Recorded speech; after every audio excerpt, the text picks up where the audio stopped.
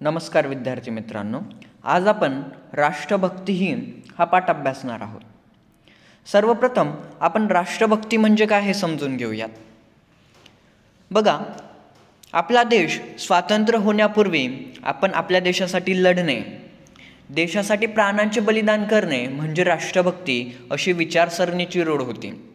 परंतु आता आपण आपल्या देशासाठी जगणे, आपला देश महान बनवण्यासाठी लढणे असे ध्येय आपले असायला हवे.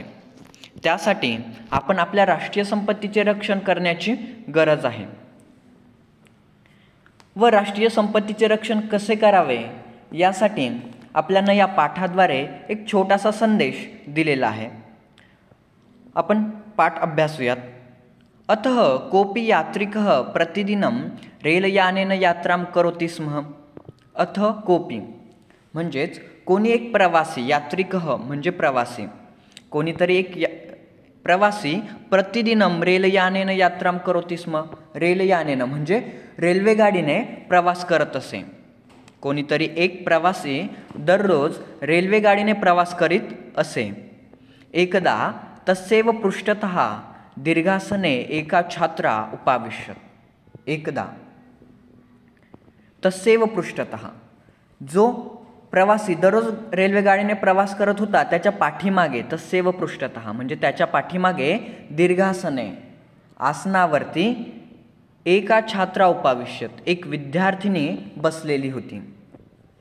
अकस्मात सा शालास्यूतम उद्घाट्य सूचीम तथा सूत्रम स्व्यक्करोत. आणि अकस्मात अचानक तिने शालास्यूतम म्हणजे शाळेची बॅग आहे, दफ्तर आहे, ते उघडलं व सूची तथा सूत्रम, सुई व दोरा तिने स्व्यक्करोत म्हणजे घेतला. यात्रिकः कुतूहलेन ताम पश्यति स्म. आणि तो यात्रिक, जो प्रवासी होता, तो कुतूहलेन म्हणजे कुतूहलाने तिच्याकडे, त्या विद्यार्थिनीकडे पाहत होता. बालिका शालास्यूते किमर्थम सूचीसूत्रम आनयति.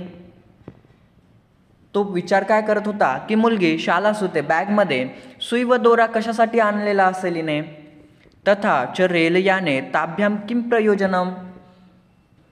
आणि रेल्वेगाडीत या गोष्टीचा काय उपयोग आहे. ताभ्याम म्हणजे त्या सुई आणि दोराचा रेल्वेगाडीत काय उपयोग आहे. इति यात्रिकः अचिंतयत. असा यात्रिक म्हणजे जो प्रवासी होता तो विचार करत होता. सा बालिका सूच्यां सूत्रम निवेश्य आसनस्य छिन्नम तल्पम यथापूर्वम अकरोत.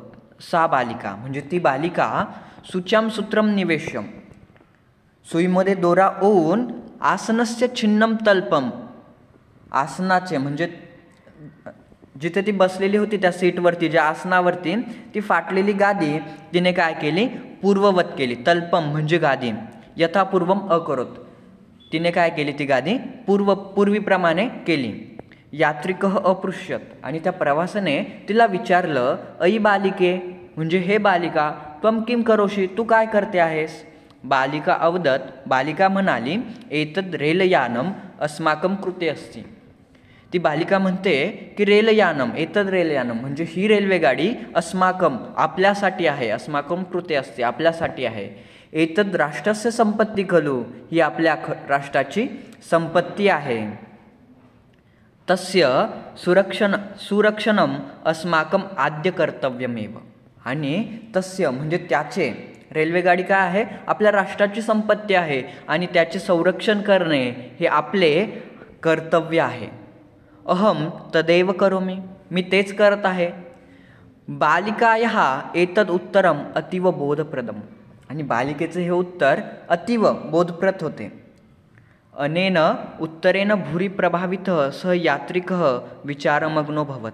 आणि ह्या उत्तराने जो प्रवासी होता तो अतिशय प्रभावित झाला व विचारमग्न झाला, विचार करायला लागला. सह यात्रिकः विचारमग्नो भवत, तो यात्रिक विचार करायला लागला.